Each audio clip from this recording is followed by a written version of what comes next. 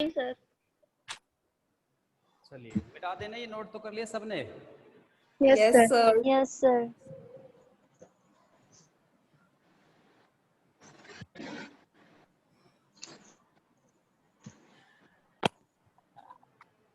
Good morning sir. Good morning. ये सारे topic जो नवीन सर करवा रहे हैं ये मैथमेटिक्स में भी आते हैं आगे जाकर। ये सारे के सारे टॉपिक मैथमेटिक्स के भी बनते हैं। जो बच्चा बीएससी में है और ऑनर्स मैथमेटिक्स में है तो क्लासिकल मैकेनिक्स पेपर आएगा, उसमें ये सारी टर्म्स यूज होंगी।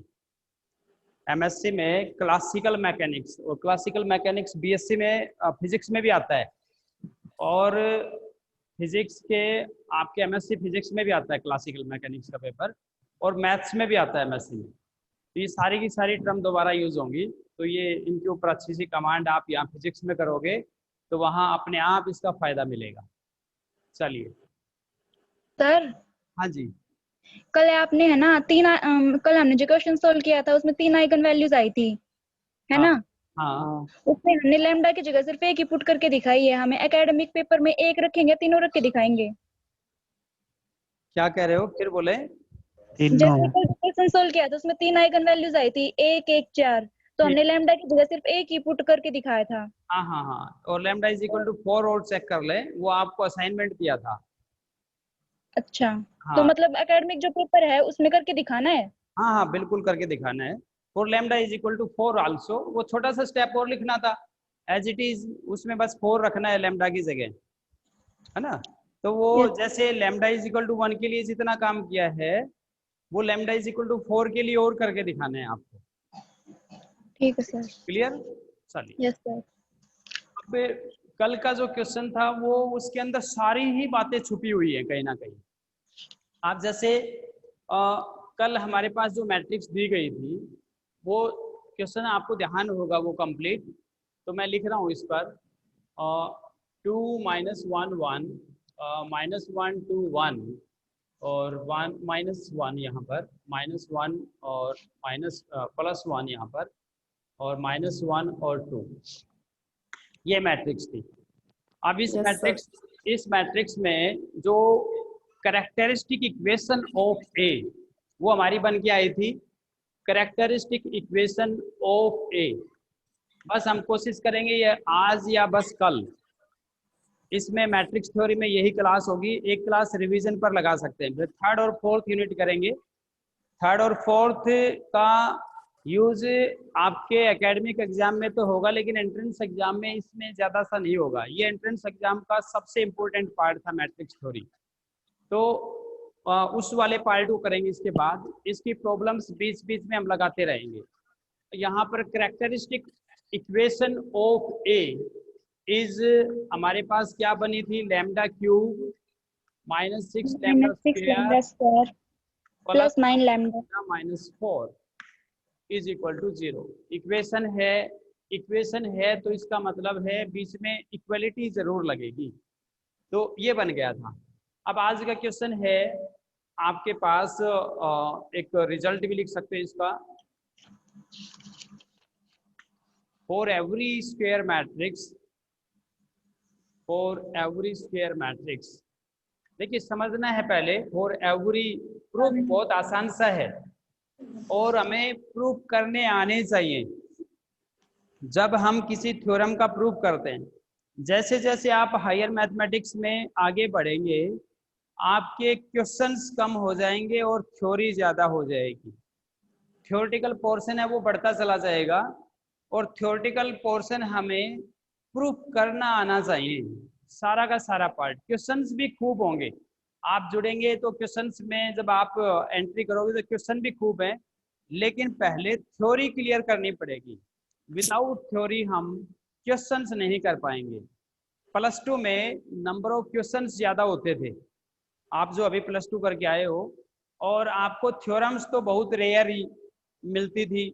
जैसे आपका डिफरेंशिएशन की एप्लीकेशन में रोल्स थ्योरम थी, लैग्रेंज थ्योरम थी ना, टेलर्स थ्योरम थी, ये कुछ थ्योरम्स थी आपके पास +2 में। और कुछ और भी 2-4 थ्योरम प्रोबेबिलिटी में भी थी थ्योरम, लेकिन बहुत गिनी चुनी थ्योरम्स आती है आपकी +2 तक। अभी बीएससी फर्स्ट ईयर में जाओगे तो +2 से बहुत ज़्यादा थ्योरम्स बढ़ जाएंगी, और जैसे जैसे आप सेकंड में जाओगे, फाइनल में जाओगे, एमएससी में तो प्योर थ्योरम मिलेंगी, क्वेश्चन देखने को मिलेगा नहीं। तो इसलिए थ्योरेटिकल पोर्शन की अब हमें आदत डालनी पड़ेगी। जिस बच्चे की थ्योरी बहुत अच्छी है, मैथमेटिकल थ्योरी बहुत अच्छी है, वो मैथमेटिक्स को बहुत अच्छे से क्लियर कर पाता है। ये बात हमें ध्यान करना पड़ेगा। तो हम यहाँ एक रिजल्ट लिख रहे हैं। अब ये रिजल्ट ऑलरेडी प्रूव्ड है, बस हमें अपने आप को चेक करना है, जो काम हमने कर लिया उसके साथ इसका कोऑर्डिनेशन करना है, बस और कुछ नहीं करना है। मुझे लगता है कि इस क्वेश्चन पर जो कल काम किया था वो सारी बातें आपको दिमाग में घूम रही है, और इससे पहले वाली जो क्लास है उसका भी पूरा पार्ट हमारे दिमाग में है। तो उसी को बेस बनाकर हम इस रिजल्ट को प्रूव करेंगे। For every square matrix, for every square matrix A, the trace of A, trace, ये मैंने मैट्रिक्स A ट्रेस ये लिख देंगे हम, matrix A, the trace of A, trace of A is equal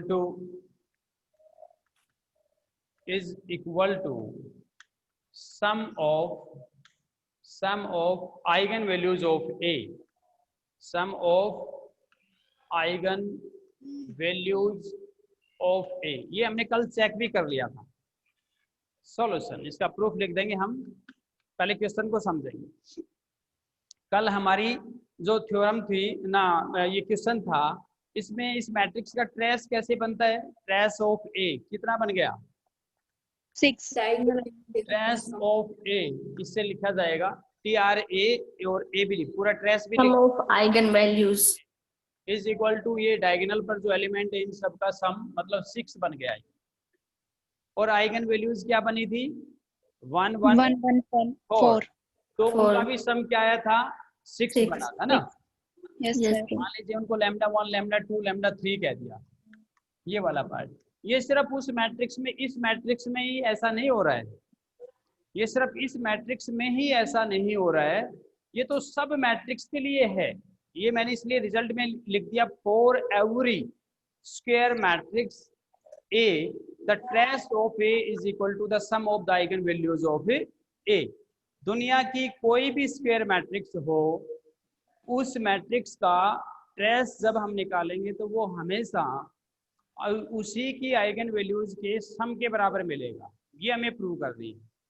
अब प्रूफ में आपको देखिए, प्रूफ करेंगे, प्रूफ में भी जो काम हमें आता है उसी को मैनिपुलेट करना है, बस जो काम हमें आता है उसको मैनिपुलेट करना है और नए रिजल्ट्स निकालने हैं। तो जो हमारे पास है उसी से कुछ नया रिजल्ट निकालना है। तो एज वी नो दैट, देखिए एज वी हम अपनी तरफ से ले लें, मान लीजिए ये n बाई n ऑर्डर की कोई मैट्रिक्स है, let A B A square matrix of order n, B A square matrix of order n। हमने a कोई स्क्वायर मैट्रिक्स मान ली, इसकी कितनी आइगन वैल्यूज आएंगी?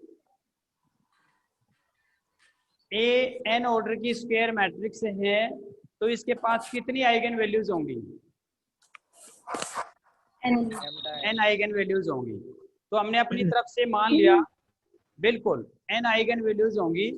लेट, चाहे वो रिपीट करें चाहे उन सबको काउंट करना है।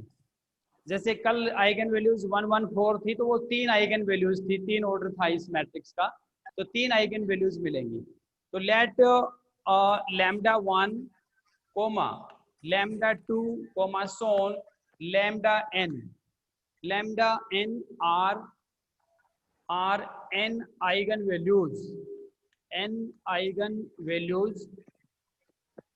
Values of A. हमने ये ले लिया। हमारे पास ए कोई स्क्वायर मैट्रिक्स थी n ऑर्डर की, तो हमें पता है उसके पास n आइगन वैल्यूज आएंगी, तो हमने उनका नाम बना दिया जी, इसकी n आइगन वैल्यूज एग्जिस्ट करेंगे तो वो कौन कौन है? λ1 λ2 एंड लेमडा एन, ये आइगन वैल्यूज हैं, हमने ये मान लिया इसके अंदर। तो देयरफॉर आल्सो हेयर, ये नोट करने वाली बात है, determinant of A minus lambda I is equal to ये वाला part can be expressed as -1 the raise n into lambda minus lambda 1 into lambda minus lambda 2 and so on lambda minus lambda n। बिल्कुल, अगर ये इसके root हैं इस characteristic polynomial के, ये करेक्टरिस्टिक पोलिनोमियल है, इसके रूट ही आइगन वैल्यूज होती हैं। अब इसके रूट हैं लैम्डा 1 लैम्डा 2 लैम्डा n, तो इसके फैक्टर्स के रूप में एक्सप्रेस कर सकते हैं हम। a माइनस लैम्डा आई का जो डिटरमिनेंट है वो -1 द रेज n करके lambda minus lambda 1 lambda minus lambda 2 lambda minus lambda n। ये हम 9th क्लास में जो पोलिनोमियल्स पढ़ते हैं और उनके फैक्टर्स की विशेषताएं जब सर्च करते हैं तो वहां से ये हम इसको एक्सप्रेस कर सकते हैं ऐसे। फॉर एग्जाम्पल जैसे हमारे पास इसका, हाँ जी हाँ बोलें। हम ये कैसे प्रूव करें किसी भी मैट्रिक्स का डिटरमिनेंट है वो आइगन वैल्यूज के प्रोडक्ट के बराबर होगा? मैट्रिक्स का डिटरमिनेंट है वो आइगन वैल्यूज के प्रोडक्ट के बराबर होगा, ये तो हम बाद में, ये तो अभी प्रूव कर देंगे उसको भी। उस मैट्रिक्स का डिटरमिनेंट है वो आइगन वैल्यूज के प्रोडक्ट के बराबर होगा, ये बिल्कुल इस रिजल्ट के तुरंत बाद एक लाइन में ही प्रूव कर देंगे। सही, तो पहले तो वो प्रूव करना पड़ेगा तभी तो ये प्रूव हो सकेगा सर। ना ऐसा नहीं है, ऐसा नहीं है। ये तो मैंने क्या लिखा है, ये मैंने क्या लिखा है, इसकी आइगन वैल्यूज ले ली और ये आइगन वैल्यूज इसके रूट हैं। अब जैसे मेरे पास अब एक कोई पोलिनोमियल है और उसके रूट हाथ लग जाएं, तो उस पोलिनोमियल को उन रूट्स के कोरस्पॉन्डिंग जो फैक्टर बनेंगे उनके प्रोडक्ट के रूप में एक्सप्रेस कर सकते हैं। बस ये कंसेप्ट यूज किया अभी तक मैंने। जैसे मैंने कहा कि लैम्डा स्क्वायर माइनस 5 लैम्डा और 5 लैम्डा प्लस 6, इसके रूट कितने हैं? इसके दो रूट बनेंगे, 2 और 3। तो मैं इसको ऐसे लिख सकता हूँ -1 the raise 2 into lambda minus 2 और इंटू लैम्डा माइनस 3, ऐसे लिख सकता हूँ इसको। ये वाला पार्ट ऐसे एक्सप्रेस कर सकता हूँ ना, this one is equal to -1 the raise 2 lambda minus 2 into lambda minus 3, ये वाला एक्सप्रेस कर सकता हूँ, ये वाला पार्ट में एक्सप्रेस कर सकता हूँ। बस इतना कंसेप्ट यूज किया मैंने। और भी देख लें इसको। ये जो पोलिनोमियल है ये कैरेक्टरिस्टिक पोलिनोमियल आया था, इसके रूट हमारे पास हैं, तो हम इसको बिल्कुल ऐसे लिख सकते हैं। ये वाला पार्ट क्लियर है ना? ये वाला पार्ट रूट्स में, किसी पोलिनोमियल के रूट्स में और उन रूट्स के कोरस्पॉन्डिंग जो फैक्टर बनते हैं उनमें क्या रिलेशन होती है वो हमें पता होना चाहिए, क्योंकि पोलिनोमियल्स को हम 9th क्लास में ही पढ़ना शुरू कर देते हैं। 10th में भी आता है, 11th में भी। क्वाड्रेटिक इक्वेशन एक पोलिनोमियल है, क्वाड्रेटिक इक्वेशन 2 डिग्री का पोलिनोमियल होता है वो। तो उससे हमें रूट्स में और फैक्टर्स में और पोलिनोमियल्स में ये रिलेशन बन जाती है। अब जैसे कल वाला क्वेश्चन है, मैं इसको मिटा रहा हूँ। कल वाले क्वेश्चन में कैरेक्टरिस्टिक पोलिनोमियल ये आया था, ये वाला पार्ट। एक्चुअल में अगर हम a माइनस लेमडा आई का डिटरमिनेंट सिर्फ निकालें तो ये एक्चुअल में ये आया था minus lambda. a minus lambda आई का डिटरमिनेंट सिर्फ आप निकालेंगे तो ये बना था minus lambda cube plus 6 lambda minus 4, ये बनाएंगे। यस और नो? Yes sir.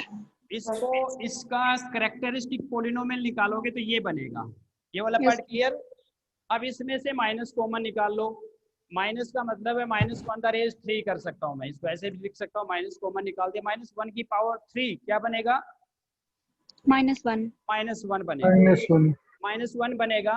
अब -1 निकलने के बाद ये क्या बन गया? लैम्डा क्यूब -6 लैम्डा स्क्वायर और प्लस 9 लैम्डा और -4, ये बन गया। अब इसके रूट्स हमारे पास हैं, इसके रूट्स हैं 114, इसके रूट्स हैं 114, तो इसको हम लिख सकते हैं -1 की power 3 into lambda minus 1 into lambda minus 1 और इंटू लैम्डा माइनस 4। आप करके भी देख सकते हैं इसको, ये कर दिया।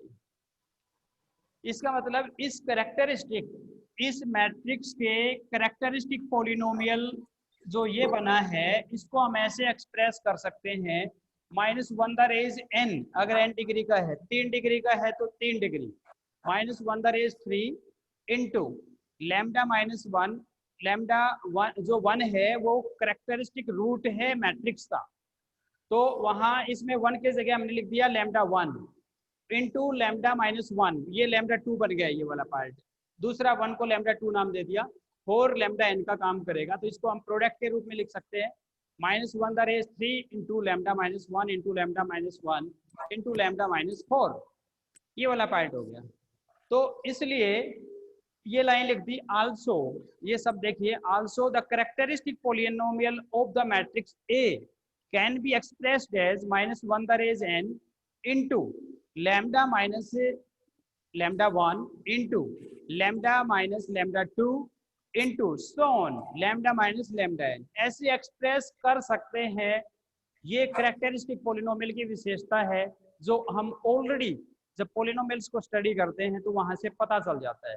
तो दुनिया का कोई भी कैरेक्टरिस्टिक पॉलिनोमियल अपने कैरेक्टरिस्टिक रूट्स के कोरस्पॉन्डिंग जो फैक्टर आएंगे उनके प्रोडक्ट के रूप में ऐसे एक्सप्रेस कर सकते हैं। क्या ये हम जानते हैं? यस और नो बोले। Yes sir. ये हम कर सकते हैं। हाँ जी सर, अगर कोई कैरेक्टरिस्टिक इक्वेशन ऐसी बन जाए कि उसमें लैम्डा की वैल्यू हम निकाल ना पाए तो वहां पे फिर आइगन वैल्यूज कैसे निकालेंगे? ऐसा नहीं है। अगर आपके पास मैट्रिक्स है तो कैरेक्टरिस्टिक रूट जरूर निकलेंगे।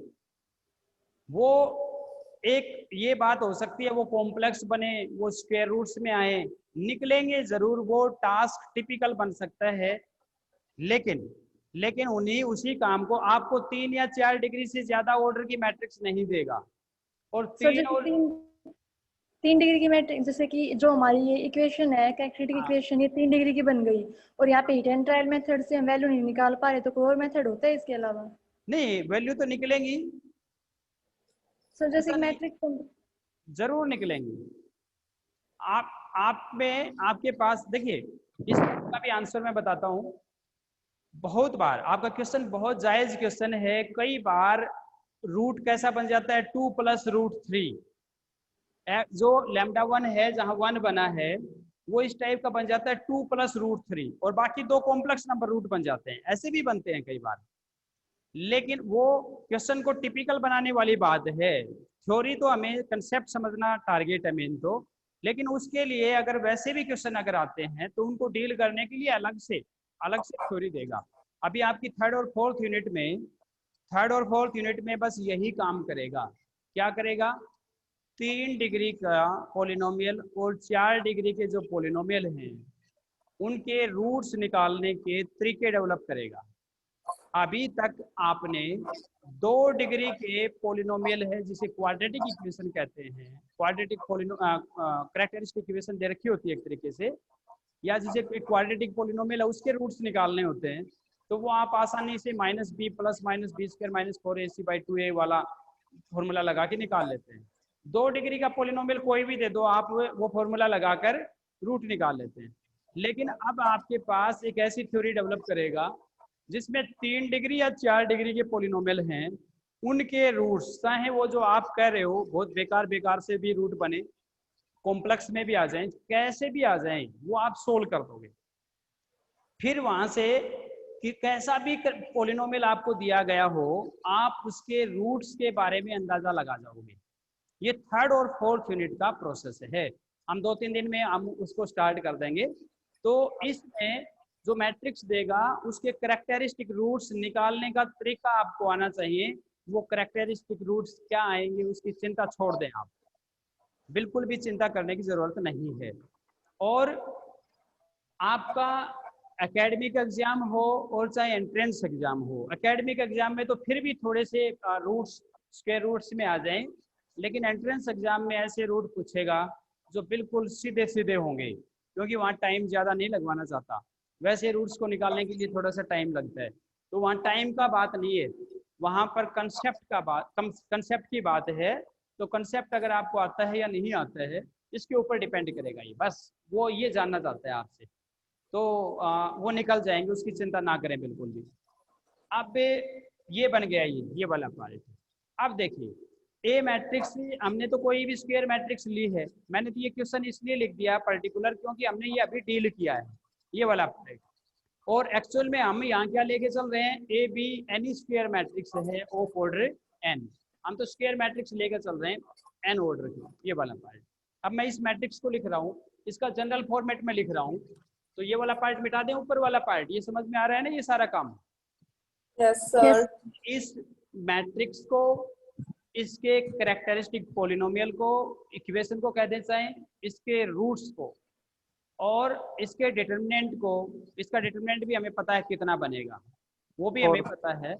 इसको दिमाग में ध्यान में रखते हुए बहुत सारी मैट्रिसेस के कैरेक्टरिस्टिक पॉलिनोमियल रूट्स, उसके इनवर्स के रूट्स, उससे रिलेटेड जो पॉलिनोमियल बनेंगे उसके रूट्स, सबके आंसर करने वाले हैं हम, सबके आंसर करने वाले हैं।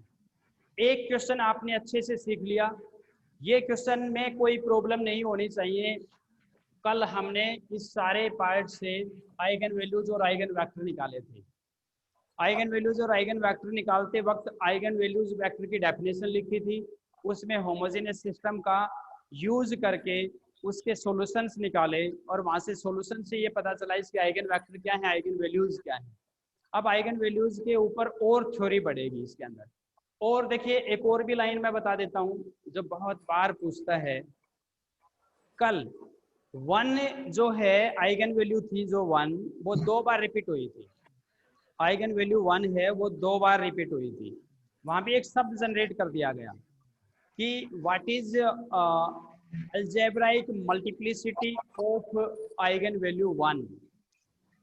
अलजेब्राइक मल्टीप्लिसिटी, मैं एक शब्द यूज कर रहा हूँ, अलजेब्राइक मल्टीप्लिसिटी, मैं यहाँ लिख रहा हूँ अलजेब्राइक, अलजेब्राइक मल्टीप्लिसिटी ऑफ 1, ये बहुत बार पूछता है, मल्टीप्लिसिटी ऑफ 1। 2 शब्द ये तो बहुत बार पूछता है एंट्रेंस एग्जाम में। पहली बात अलजेब्राइक मल्टीप्लिसिटी ऑफ 1, वो क्या बनेगी, how many times the eigen value repeated in of the given matrix, कितनी बार आइगन वैल्यू रिपीट हुई है, वो रिपीटेशन ही इसकी अलजेब्राइक मल्टीप्लिसिटी बनती है। तो इसकी अलजेब्राइक मल्टीप्लिसिटी क्या बन गई, 1 की 2 बन गई, 2 बार रिपीट हुआ ये, इसलिए इसकी अलजेब्राइक मल्टीप्लिसिटी 2 बन गई। एक और भी शब्द है यहाँ पर, ज्योमेट्रिक मल्टीप्लिसिटी, जो काम हमने कर लिया उसी में ध्यान से रख के कुछ नामकरण की प्रक्रिया है, नाम निकालने पड़ेंगे। अब जैसे आप लोगों के नाम सबके क्लास में अगर नाम आप सब लोगों के हैं तो टीचर को पहचान करने में या दूसरे को बोलने में आसानी हो जाती है, और हम अपने हर काम को आसान करना चाहते हैं, इसलिए नाम रख देते हैं हम। तो वो नाम रखने में फायदा ही फायदा है। तो यहाँ भी जो काम हमने कुछ कर लिया उसका नामकरण की प्रक्रिया पर विशेष ध्यान रखिए कि किसको क्या नाम बना रहे हैं। फर्स्ट फेज में हम जो टॉपिक है उसमें जो किसको क्या नाम दिया गया, किस बेस पर उसको नाम दिया गया, इस थ्योरी को भी अगर ध्यान से पढ़ पाए तो सेकंड और थर्ड रिपीटेशन में हम सारा काम कर पाएंगे। अब हमें यही नहीं पता कि काम किस पर हो रहा है, इसका नाम ऐसा क्यों है, तो वो हमें थोड़ा सा केयर करना पड़ेगा। एक शब्द आता है geometric multiplicity of eigen value. अब geometric multiplicity of 1, geometric multiplicity, ऐसा कैसा, geometric multiplicity of 1, geometric multiplicity of 1 is what number of linearly independent eigenvectors corresponding to this eigenvalue. Geometric multiplicity of the eigenvalue 1 is number of linearly independent eigenvectors corresponding to the eigenvalue 1. अब जैसे हमने कल question किया था 1 के corresponding आप बताएंगे eigen vector आए थे, यस सर। आइगन वेक्टर आए थे।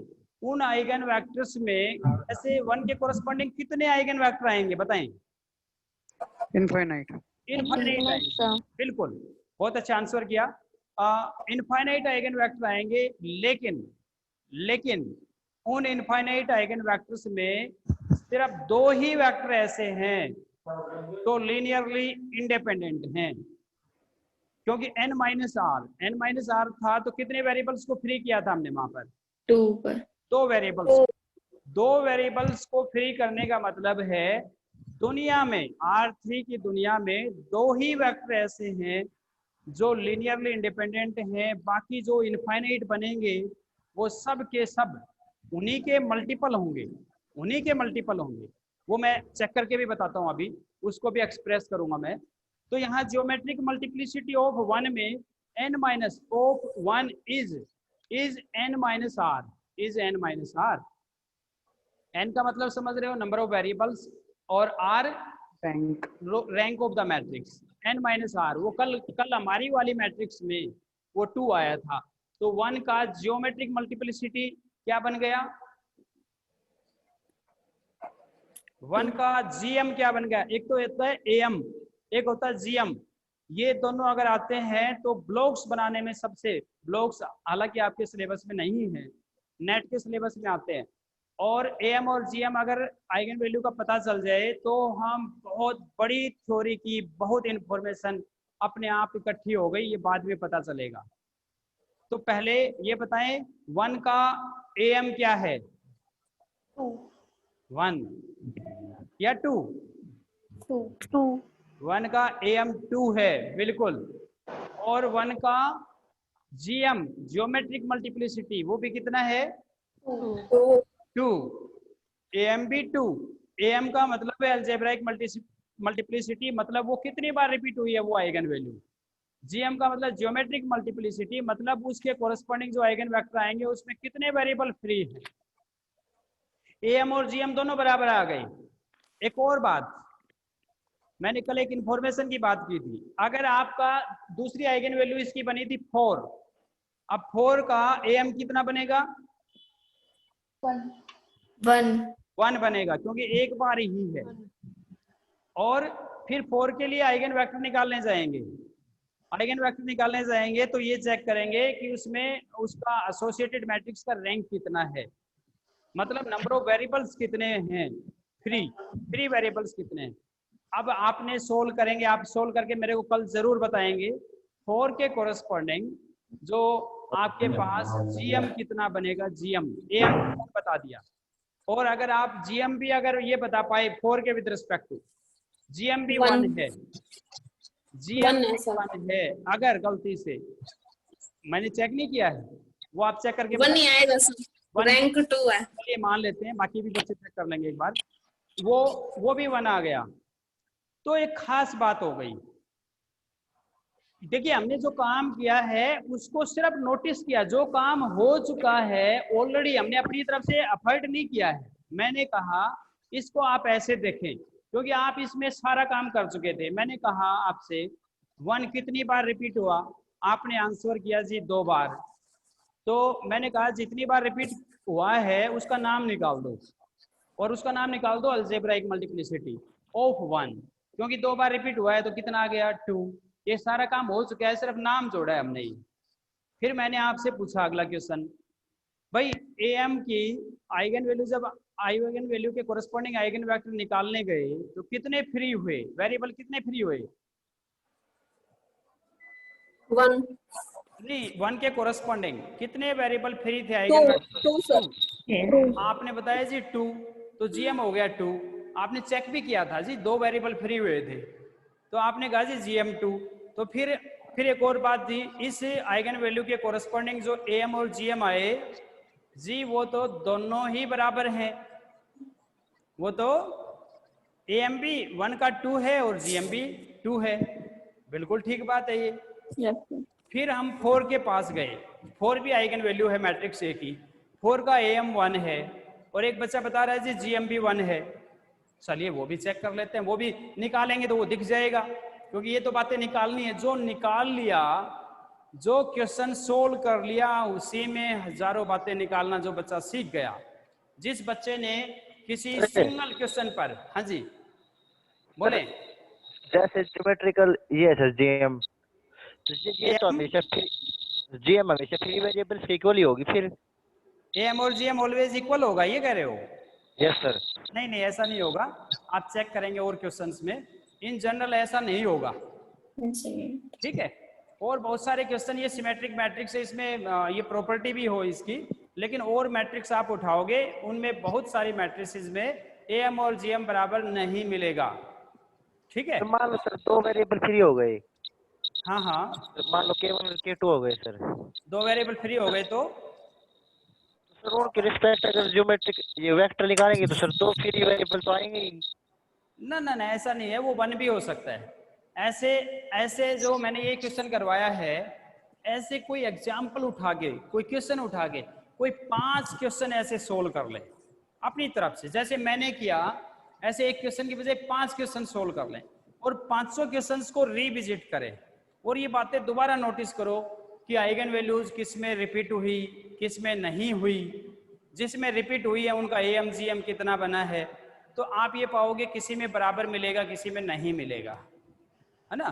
ये मैं एक्सपीरियंस बेस पर बता रहा हूँ, खूब सारे ऐसे क्वेश्चन हमने किए हैं जिनका एम और जीएम बराबर नहीं है, ठीक है। तो आप भी चेक करेंगे 5-7 क्वेश्चंस को लेकर, और ये 100% है इस बात की गारंटी, तो जरूर चेक करें इसमें। तो एम और जीएम, अब लाइन जो सुनेंगे, जिस लाइन के लिए मैंने ये शब्द बोले हैं उस लाइन को सुनेंगे। अब जिस मैट्रिक्स की सभी आइगन वैल्यूज का एम जीएम बराबर है, जिस मैट्रिक्स की सभी आइगन वैल्यूज का एम जीएम बराबर है, वो मैट्रिक्स डायगोनलाइजेबल होगी, वो मैट्रिक्स डायगोनलाइजेबल होगी। डायगोनलाइजेबल का कंसेप्ट आपके एंट्रेंस एग्जाम का पार्ट है। अब जैसे ये मैट्रिक्स आपसे कोई पूछे डायगोनलाइजेबल है क्या, पहले डायगोनलाइजेबल की डेफिनेशन बनेगी, मैंने वो नहीं बताई है आप लोगों को, लेकिन जो हमने काम कर लिया नहीं बताई है तब भी आंसर बता सकते हो आप इसका। तो आपने जो ये पाया, इसकी जो आइगन वैल्यूज थी 1, उसका AM2 GMB2, इसकी आइगन वैल्यू, दूसरी आइगन वैल्यू थी 4, उसका AM1 GMB1। तो यहां से क्या बात निकल के आई, इस मैट्रिक्स की सभी आइगन वैल्यूज का AM और GM बराबर है। तो हम इसलिए लिख सकते हैं therefore matrix A is diagonalisable, matrix A है वो डायगोनलाइजेबल है। एक और नया नाम आ गया है ना, मैट्रिक्स स्क्वायर होती है, मैट्रिक्स निलपोटेंट होती है, मैट्रिक्स आइडम्पोटेंट होती है, मैट्रिक्स यूनिटरी होती है, नॉर्मल होती है, there are so many matrices, और उन्हीं में से एक मैट्रिक्स आ गई डायगोनलाइजेबल मैट्रिक्स।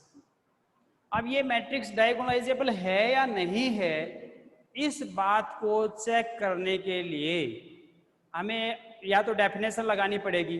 अब डेफिनेशन हमेशा हर क्वेश्चन पर टिपिकल होती है, ये बता देता हूं मैं, इसलिए थ्योरम्स बनाई जाती है।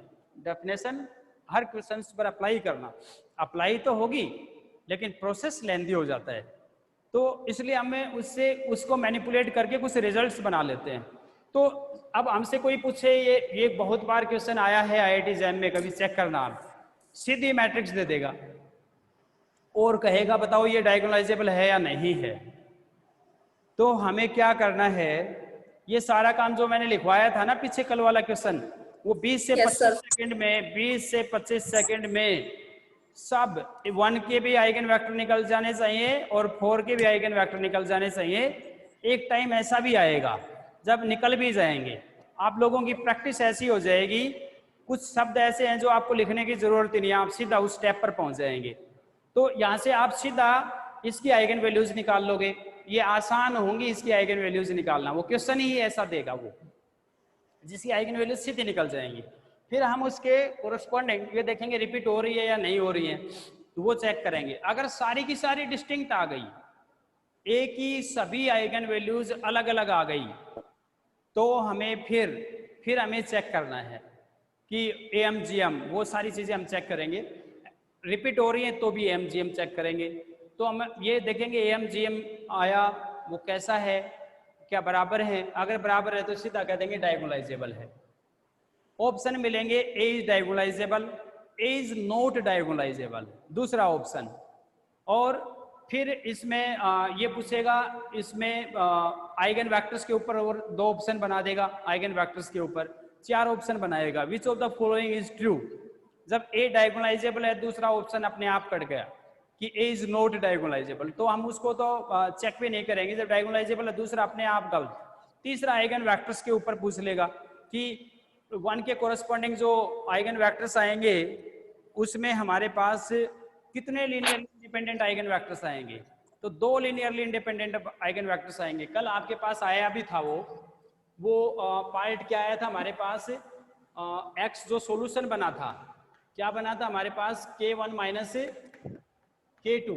एक बच्चे ने बहुत अच्छा क्वेश्चन किया भी था, ये देखिए जी, इनको सेपरेट करके बताओ ना, ये आया था ना कल।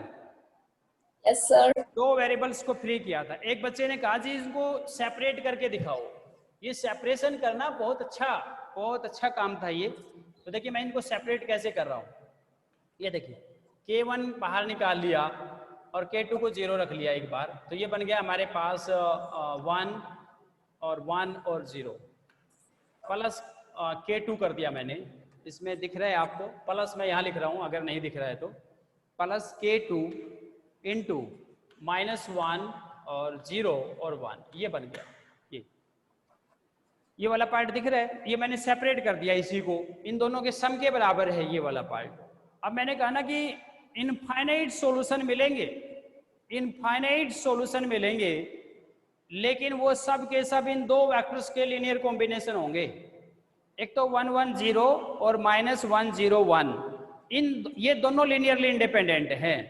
अब एक और बात मैं बता देता हूँ, जैसे मैं इसको हटा रहा हूँ यहाँ से, जैसे लीनियरली इंडिपेंडेंट का मतलब समझेंगे। एक तो वेक्टर आ गया 1 1 और 0, एक तो ये सॉल्यूशन बन रहा है, और दूसरा बन गया -1 0 और 1।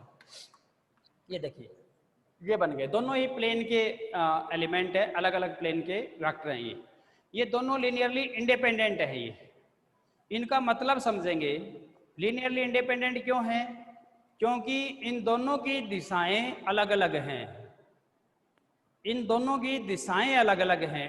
जब हम XY प्लेन में या YZ प्लेन, जो भी सारे प्लेन बना लिए हमने, तो आप इसको जब ग्राफ करोगे 1 1 0, तो 1 1 0 कहाँ मिलेगा, X की दिशा में 1, Y की दिशा में 1 और Z 0, समझ रहे हो।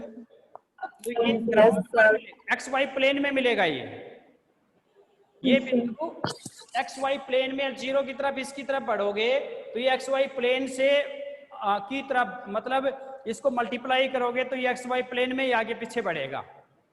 और ये जो बिंदु है -1 0 और 1, ये देखिए X तो -1, Y 0 और Z 1, तो ये XZ प्लेन का बिंदु है ये YZ का, ये XZ का, और डिफरेंट प्लेन में है, तो इसका मतलब ये दोनों का एक दूसरे से कोई मतलब नहीं है, एक दूसरे पर इंडिपेंडेंट हैं, जिनकी डायरेक्शन अलग अलग है। हम 0 से चलना शुरू करें और प्लेन के अलोंग अगर 1 1 0 पर जाएंगे और इस पर जाएंगे तो अलग, इसकी लाइन ऑफ एक्शन अलग होगी, इसकी लाइन ऑफ एक्शन अलग होगी। एक तो ये तरीका है LI चेक करने का। दूसरा तरीका ये है कि इससे कभी भी इसको नहीं बना सकते आप, इससे कभी भी इसको नहीं बना सकते। जैसे ये वाला पार्ट मैं मिटा रहा हूं, दुनिया में ऐसा कोई स्केलर ही नहीं है, दुनिया में कोई ऐसा स्केलर आप ढूंढ ही नहीं सकते कि अल्फा इज इक्वल टू -1 0 और 1। ये देखिए ये वाला पार्ट, उसी थ्योरी में कल वाले क्वेश्चन में मैं खूब सारी बातें बाहर निकाल के बता रहा हूँ। कल वाले क्वेश्चन में आप 10 दिन भी लगे रहें तो इन्फॉर्मेशन खत्म नहीं होंगी, इतनी सारी इन्फॉर्मेशन हैं। जब आप बाद में पढ़ोगे ये बात तब समझ में आएगी। बहुत सारी थ्योरी, आप लोगों को नोट्स प्रोवाइड किए जाएंगे, तब आप ये चेक करके देखोगे कि देखिए एक ही क्वेश्चन में कितनी बातें हैं। एक का पोस्टमार्टम कर दें तो सारी बातें इकट्ठी हो जाती हैं। फिर ये भी इसमें भी मजा आता है कि भाई सामने वाले को चैलेंज कर दें कि हमसे क्वेश्चन पूछो, इस फील्ड में हमसे क्वेश्चन पूछो और आप हमें अटकाएं। हमें वो क्वेश्चन अगर सोल्व भी नहीं होता है तब भी हमें अच्छा लगेगा, और सोल्व हो गया तो तब तो मोरल हाई हो ही जाएगा।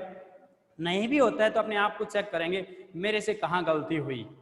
अदरवाइज इतनी अच्छी प्रैक्टिस कर ली थी, अब तो क्वेश्चन सारे सोल्व होने चाहिए थे, तो वो भी चेकिंग, दोनों ही ऑप्शन बेटर हैं। ये दोनों LI क्यों है 1 1 0, ये कभी भी अल्फा टाइम्स -101 के बराबर हो ही नहीं सकता। दुनिया में ऐसा कोई अल्फा नहीं है जिसको इससे मल्टीप्लाई करें और ये बन जाए, क्योंकि यहाँ 0 है। अब अल्फा से कुछ भी रख दो, यहाँ 0 ही रहेगा मल्टीप्लाई करोगे तो, लेकिन यहाँ जब इसको कंपेयर करोगे इसके, यहाँ तो 1 है, यहाँ पर 1 है, तो ये 1 और यहाँ अल्फा कुछ भी रख दो, यहाँ 0 ही रहेगा। तो ये दोनों कभी कंपेरेबल है ही नहीं, कभी there does not exist any such scalar which satisfy this equation. So both the vectors are linearly independent. ये दोनों वेक्टर लीनियरली इंडिपेंडेंट हैं और दोनों ही सॉल्यूशन है। उस इसमें जो होमोजेनियस सिस्टम बना था उसके ये भी सॉल्यूशन है और ये भी सॉल्यूशन है, और इनके अलावा और कितने सॉल्यूशन है इनके अलावा? सर हाँ जी, डिपेंडेंट तभी होंगे तब सेम प्लेन में होंगे।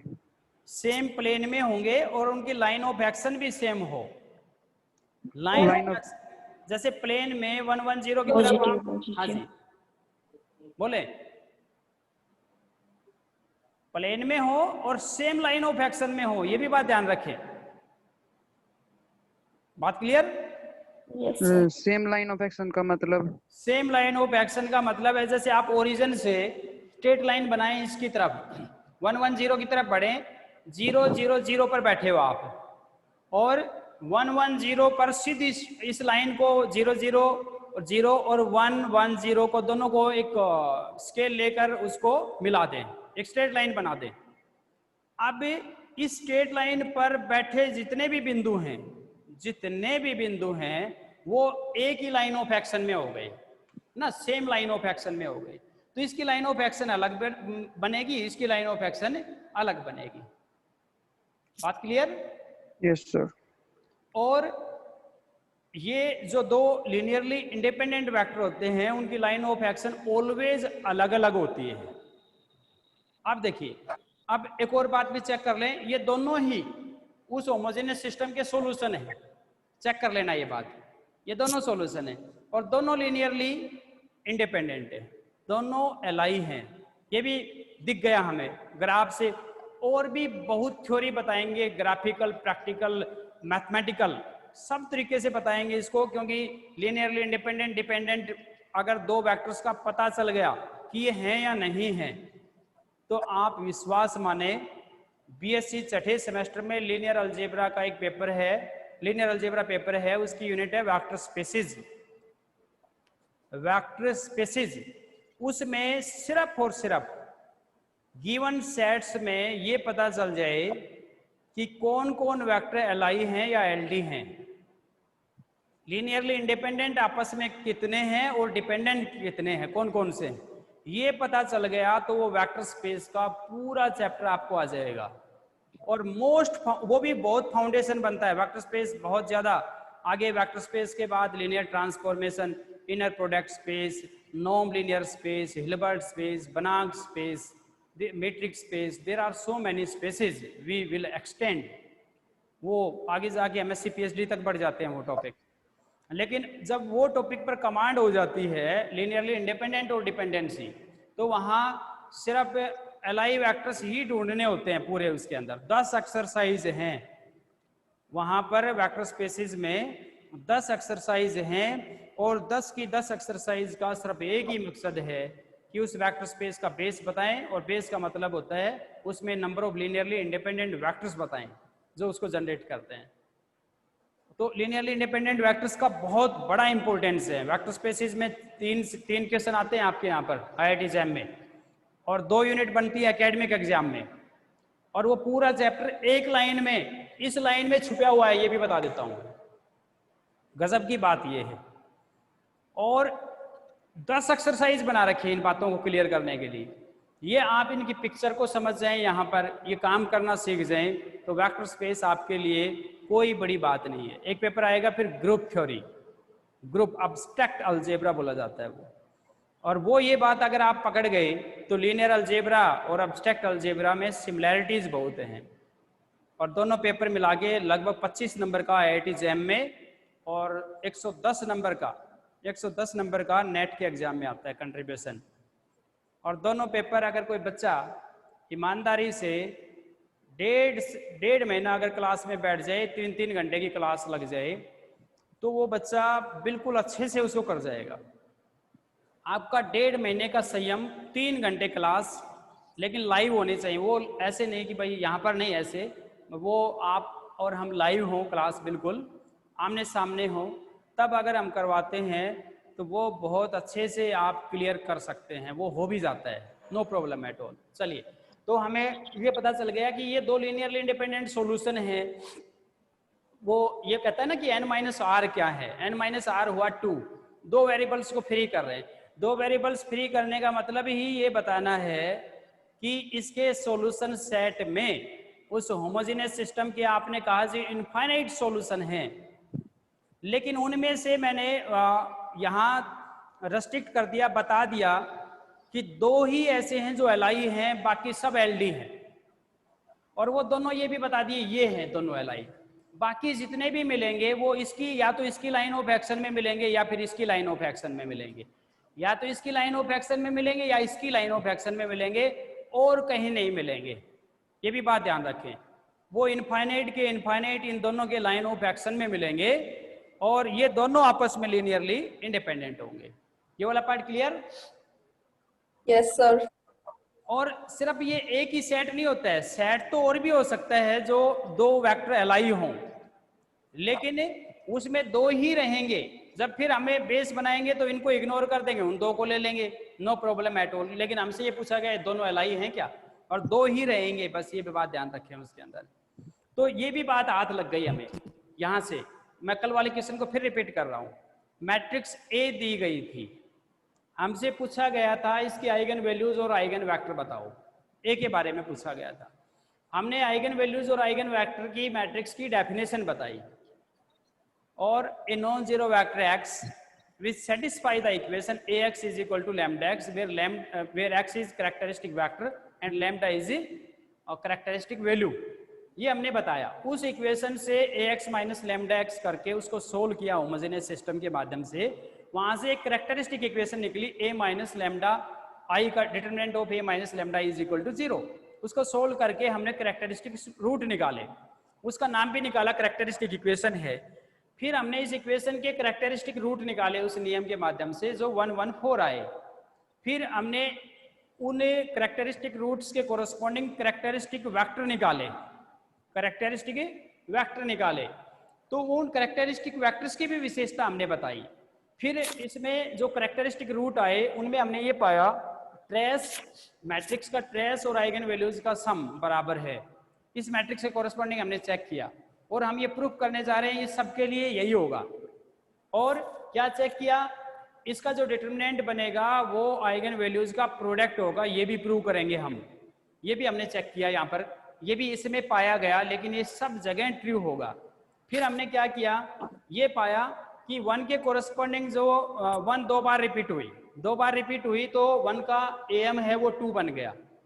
और हमारे पास इसमें 1 के कोरस्पॉन्डिंग कितने वेरिएबल फ्री हुए, ये हमने बताया 2। बाद में वो क्वेश्चन पूछेगा, बहुत ज्यादा शब्द बोलने की बजाय वो एक छोटा सा शब्द बोल देगा, भाई 1 का GM क्या है, इतनी सी बात पूछ लेगा, 1 का GM क्या है। तो आप ये कहोगे जी 2। आपने अगर ये बता दिया ना 2, तो इसका मतलब आपने ये बता दिया 2 लीनियरली इंडिपेंडेंट वेक्टर्स मिलेंगे और वैसे इसके सॉल्यूशन इनफाइनाइट मिलेंगे।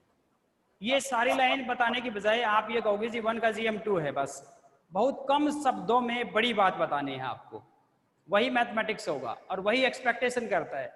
कई बार हम कुछ कोड बना देते हैं और किसी बच्चे को कोई बात समझानी है, भाई इसका मतलब समझ गए, नियम बना देते हैं। कोई प्रेयर के अंदर सबको एक साथ बोले कि भाई सावधान। अब सावधान शब्द में एक इंफॉर्मेशन छुपी हुई है कि आपको अपने आप की बॉडी स्ट्रक्चर को एक स्पेशल स्ट्रक्चर में लेकर आना है। और वो इंफॉर्मेशन एक ऐसा शब्द है जो सब पर इम्प्लीमेंट होता है, तो सारे के सारे एक लाइन में सीधे हो जाते हैं। तो इन द सेम वे अब वो एक शब्द बोला और सारे सीधे, है ना, ये खास बात है उस शब्द के अंदर। और ऐसे ही आप सीधा बोलेंगे कि 1 की GM 1 का GM 2 है जी, तो आप ये मान के चलिए आपने पता नहीं कितनी बातें बता दी। और आप अगर ऐसा बता पाए हो तो अगला भी समझ गया इसने 1 का GM 2 ऐसे ही नहीं बताया है, इसने एक यात्रा की है, एक बहुत सारी यात्रा करके आया है, तब ये बता पाया है कि 1 का GM 2 है। नहीं तो ऐसा आसान नहीं है कि 1 का GM 2 बोलना। तो इसका मतलब वो स्कैन कर गया, आपको बहुत अच्छे से स्कैन कर गया कि आपने बहुत अच्छा काम किया इस थ्योरी के अंदर, तो 1 का GM 2 है।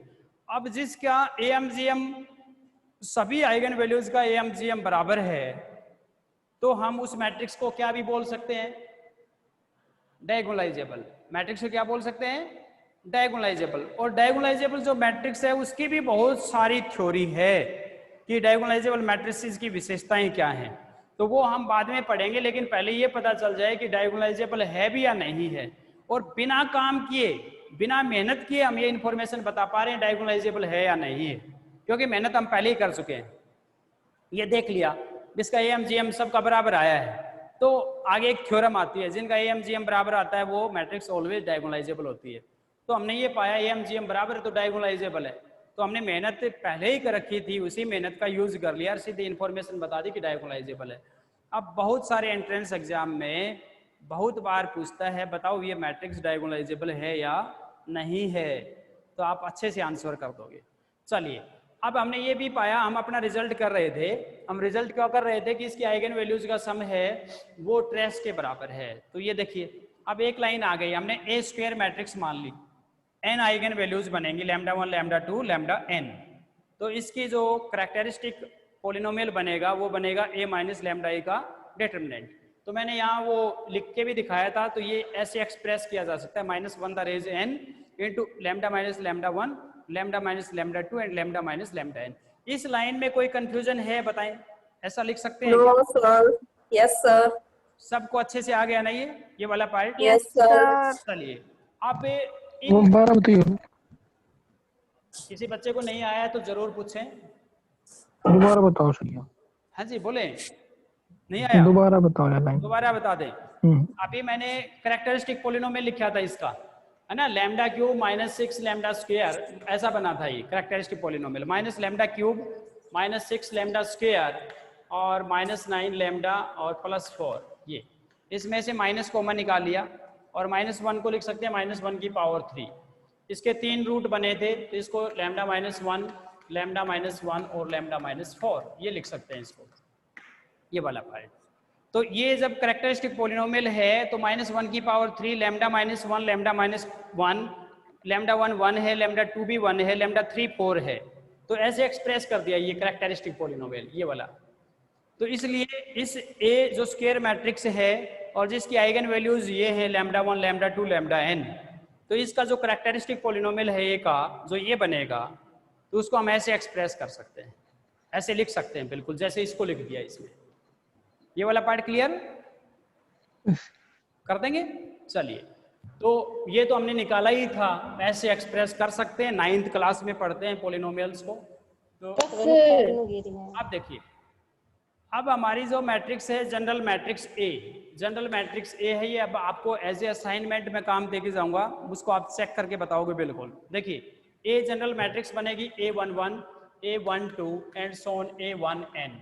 फर्स्ट रो में n बाई n ऑर्डर की है तो फर्स्ट रो में n एलिमेंट बनेंगे। दूसरा A21 A22 A2n A2n and so on AN1 AN2 and so on ANn। ये मैट्रिक्स बन गई n बाई n ऑर्डर की। कितने ऑर्डर की? n बाई n ऑर्डर की। ये मैट्रिक्स बना दी मैंने, क्योंकि A को कैसे लिया गया है, square matrix of order n, ये ले लिया मैंने। अब इसमें से क्या करना है, A माइनस लैम्डा आई और उसका डिटरमिनेंट, मतलब इसमें से लैम्डा घटा दो, यहाँ से ये लैम्डा घटा दिया, इसमें से लैम्डा, इसमें से भी लैम्डा, और इसका क्या कर देना है, इसका क्या लेना है, डिटरमिनेंट। ये अब A माइनस लैम्डा आई का डिटरमिनेंट बन गया, ये A माइनस लैम्डा आई का डिटरमिनेंट बन गया। अब आप अपने आप सोच समझ के बताना है। ये जो इस डिटरमिनेंट को ओपन करोगे, खोलोगे, आप मेथड लगाकर डिटरमिनेंट खोलना आता है आपको, तो आप ईमानदारी से बताएं ये क्या आएगा। इसको खोलोगे a11 माइनस लैम्डा a12 और इस डिटरमिनेंट को ओपन करोगे तो आप इसके सिर्फ और सिर्फ लैम्डा की पावर n और लैम्डा की पावर n माइनस 1 के कोफिशिएंट रख लो बस। तो आप ये बताएं इसको ओपन करोगे तो क्या आएगा? This one is what? Mathematically क्या बोलेंगे इसको? This one is a polynomial in lambda. This one is a polynomial in a lambda. This one is a polynomial in lambda. अब इसको जैसे खोलोगे पोलिनोमियल आएगा लैम्डा का, देखिए कुछ ऐसी वैल्यू आएगी लैम्डा की पावर n। इसको ओपन करोगे, ओपन जरूर करना है, देखिए माइनस लैम्डा और माइनस लैम्डा मल्टीप्लाई होंगे तो -1 की पावर लैम्डा बन जाएगा। ये -1 की पावर n इंटू लैम्डा की पावर n।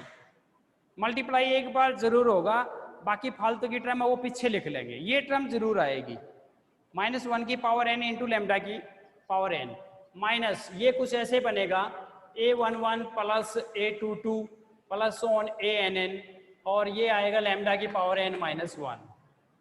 ये मैं थोड़ा सा नीचे लिख देता हूँ इसको, ये माइनस क्या आएगा यहाँ पर लिख देता हूँ मैं a11 plus a22 and so on ann और इसकी इनटू में लैम्डा की पावर n माइनस 1, लैम्डा की power n minus 1। Second term इसकी ये आएगी, फिर लैम्डा की पावर n माइनस 2, फिर लैम्डा की power n minus 3 and so on और लास्ट में कांस्टेंट टर्म आएगी। पूरा पॉलिनोमियल नहीं खोलना है आपको पूरा नहीं खोलना है, सिर्फ लैम्डा की पावर n और लैम्डा की पावर n माइनस 1 ये दो टर्म रख लेना। ये अब ये लेफ्ट वाला पार्ट आपने खोल दिया, देखिए ये इक्वेशन आ गई आपके पास, तो आपने सिर्फ इसको सोल्व कर लिया, लेफ्ट में इस वाले पार्ट को सोल्व कर लिया। अब राइट वाले पार्ट को भी ऐसे ही सोल्व करें, ये वाला पार्ट इन सब कर लें।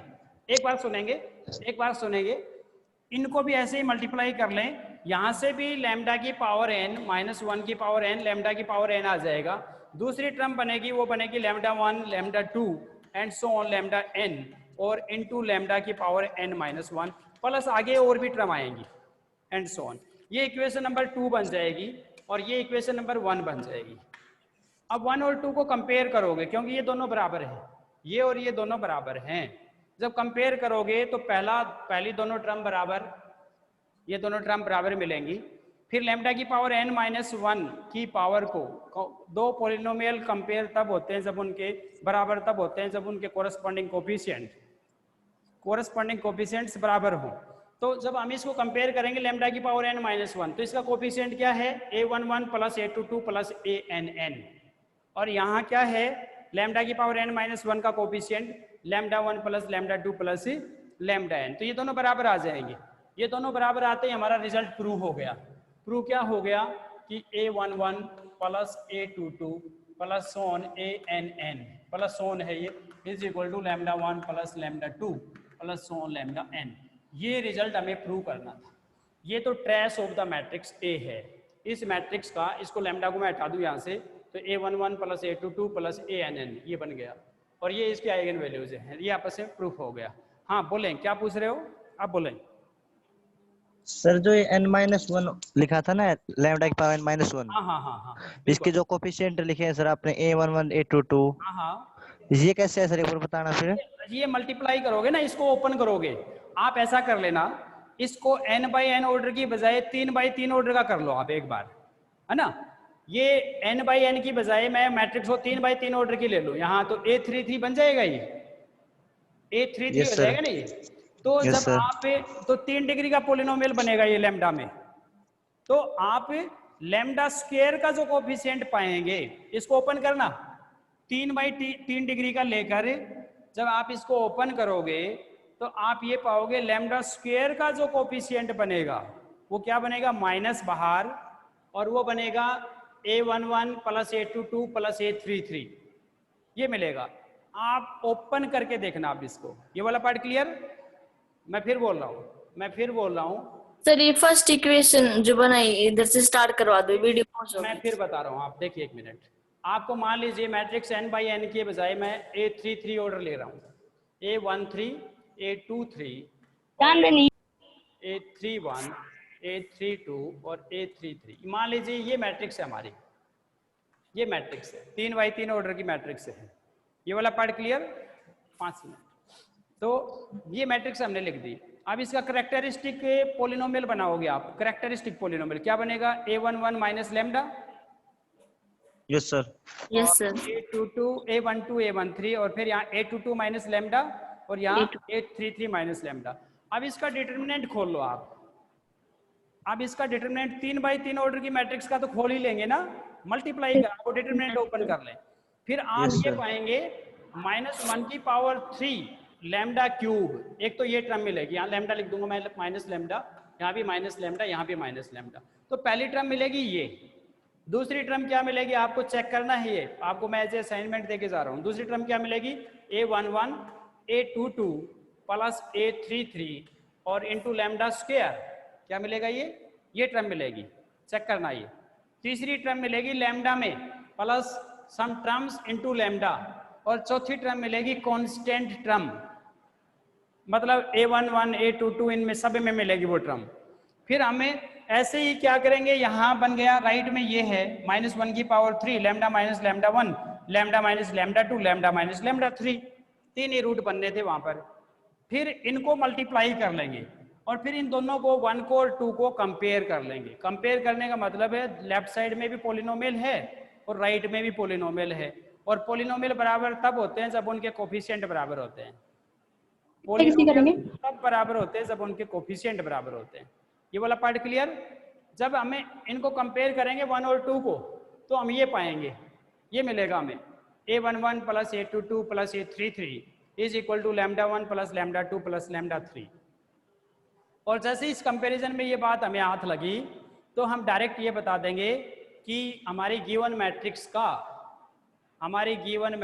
का जो ट्रेस है वो इसी की आइगन वैल्यूज के सम के बराबर है, इसी की आइगन वैल्यूज के सम के बराबर है। ये वाला पार्ट क्लियर? सर ये बताना दोबारा, ये ऊपर फिर सुनेंगे, शुरुआत से रिपीट कर रहा हूं मैं एक बार। ये आपने लिखा है ना ऊपर -1³ लैम्डा क्यूब माइनस, इसके आगे ये क्या आएगा? प्लस ये टर्म, इसके आगे इसके आगे लैम्डा और A11 यहाँ टर्म, यहाँ कुछ टर्म्स आएंगी, क्या आएगा यहाँ पर? वो आप वो एग्जीक्यूट करके देखना, वो इनमें टर्म आएंगी, इनमें सब में ही आ सकती हैं ये। A11 में, A22 में, A23 में, जो भी आए हमें उससे कोई मतलब नहीं है। मैंने जिससे मतलब है वो टर्म लिख दी। जब आप ओपन करोगे वो टर्म अपने आप आ जाएंगे, क्योंकि हमें फायदा सिर्फ कर रहा है लैम्डा स्क्वायर का कोफिशिएंट, बस। अगली टर्म लिखना चाहो तो लिख दें, नहीं लिखना चाहो मत लिखें, लेकिन अगर आप लिख कर देखोगे तो फायदा करेंगे। लिख के जरूर देखना है आपको, चेक करना है कौन सी वो याद रखने लायक बात नहीं है। जो भी आए वो टर्म लिख दें आप यहाँ पर। अब खोल लेंगे तो इसको खोल लेंगे, ये तो कोई आसान सी बात है, आप +2 में प्रैक्टिस करके आए हो, वो तो सारी बात खोल ही लेंगे ये सारा, तो उसका फायदा नहीं है। हमें कंपैरिजन में सिर्फ लैम्डा स्क्वायर फायदा कर रहा है, क्योंकि लैम्डा स्क्वायर का यहाँ कोफिशिएंट है ये A11 A22 A33, और यहाँ जो लैम्डा स्क्वायर का जो कोफिशिएंट, इसको राइट वाले पार्ट को ओपन करेंगे तो यहाँ लैम्डा स्क्वायर का कोफिशिएंट है, मतलब n-1 के बजाय यहाँ मैं क्योंकि 3 लिख दिया था तो लैम्डा स्क्वायर बन गया, तो ये lambda 1 plus lambda 2 plus lambda 3, तो इन दोनों, ये दोनों आपस में बराबर हो जाएंगे, आपस में बराबर हो जाएंगे। हमारा रिजल्ट प्रूव हो गया। ये वाला पार्ट फिर देखेंगे एक बार। काम ऐसा होना चाहिए जो दूसरे को बताने लायक हो। हमारे पास सबसे पहले स्क्वायर मैट्रिक्स थी, मकसद था इसके आइगन वैल्यूज का सम इसके ट्रेस के बराबर है, तो हमने पहले ए स्क्वायर मैट्रिक्स ली 3 ऑर्डर की मान लीजिए, तो इसकी आइगन वैल्यूज बनेंगी 3 बनेंगी, लैम्डा 1 लैम्डा 2 लैम्डा 3। तो फिर हमें इसका करेक्टरिस्टिक रूट एक पॉलिनोमियल लिख ही सकते हैं किसी भी मैट्रिक्स का, वो ऐसे बनेगी और उसके रूट्स के रूप में इसको ऐसे एक्सप्रेस कर सकते हैं। एक बार तो इसको खोल लिया, लेफ्ट वाले पार्ट को ओपन किया, ऐसे ओपन किया तो ये एक पॉलिनोमियल आया जो ऐसे बन गया। फिर राइट को ओपन किया, राइट को ओपन किया, एक पॉलिनोमियल बन गया ऐसे। अब इन दोनों पॉलिनोमियल्स के लेफ्ट बराबर हैं, ये और ये दोनों बराबर हैं, तो इनके राइट भी बराबर होंगे। तो कंपैरिजन किया तो ये वाला पार्ट आ गया हमारे पास, और ये पार्ट हमें इंफॉर्मेशन देता है कि आइगन वैल्यूज का सम है वो आपका ट्रेस के बराबर है, आइगन वैल्यूज का सम है वो ट्रेस के बराबर है। चलिए ये हो गया हमारा काम। बोले और कोई क्वेश्चन है तो बोले, अदरवाइज क्लास कंप्लीट हमारी तरफ से। सर हाँ हाँ, सर एक बार ज्योमेट्रिक मल्टीप्लिसिटी बताना सर एक बार। ज्योमेट्रिक मल्टीप्लिसिटी किसी भी आइगन वैल्यू की उस आइगन वैल्यू के कोरस्पॉन्डिंग जो नंबर ऑफ फ्री वेरिएबल्स होते हैं ना, वो संख्या ही जीएम होता है। जैसे 1 के कोरस्पॉन्डिंग आपके कितने वेरिएबल फ्री हुए थे, n-r कितना आया था, 2 सर। तो GM2 हो गया। अब GM2 होने का मतलब जो है ना वो क्लियर होना चाहिए। ये 2 बताने का मकसद हमारा ये है कि हमारे इन इनफाइनाइट मैनी सॉल्यूशंस में सिर्फ 2 ही ऐसे हैं जो लीनियरली इंडिपेंडेंट हैं, 2 ही वेक्टर ऐसे हैं जो लीनियरली इंडिपेंडेंट हैं, वो दोनों बताने भी होते हैं आपको। क्लियर? सर हाँ जी सर आप एक एग्जांपल लिख सकते हो सर जिसमें ज्योमेट्रिक मल्टीप्लिसिटी है वो फ्री वेरिएबल्स के इक्वल नहीं हो, n-r जरूरी नहीं हो उसके बराबर हो। ऐसे डायरेक्ट तो दिमाग में नहीं आएगा, लेकिन ऐसे आपको अगर एक्सरसाइज ग्रुप में सेंड कर देना मान सर। लीजिए 15 क्वेश्चन है, मान लीजिए आपकी एक्सरसाइज में आइगन वैल्यूज और आइगन वेक्टर निकालने के 15 क्वेश्चन है, तो उनमें 7 से 8 क्वेश्चन ऐसे मिलेंगे जिनमें AM और GM बराबर नहीं मिलेगा। और एग्जाम्पल्स आते हो कल दे देंगे ना, क्वेश्चन डायरेक्ट लिख देंगे वो, क्योंकि 12 बजे दूसरी क्लास है अभी, ठीक है? कल दे देंगे, आते ही कल क्वेश्चन दे देंगे। Okay sir. और क्वेश्चन बोले कोई है तो ठीक है, चलिए यस सर। चलिए फिर कल क्लास करेंगे। Thank you.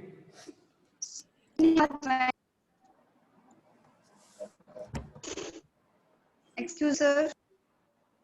हाँ जी बोले, पूछ रहे हो कुछ? सर मैं आज ही ज्वाइन किया है, कितने चैप्टर कंप्लीट कर दिए हैं?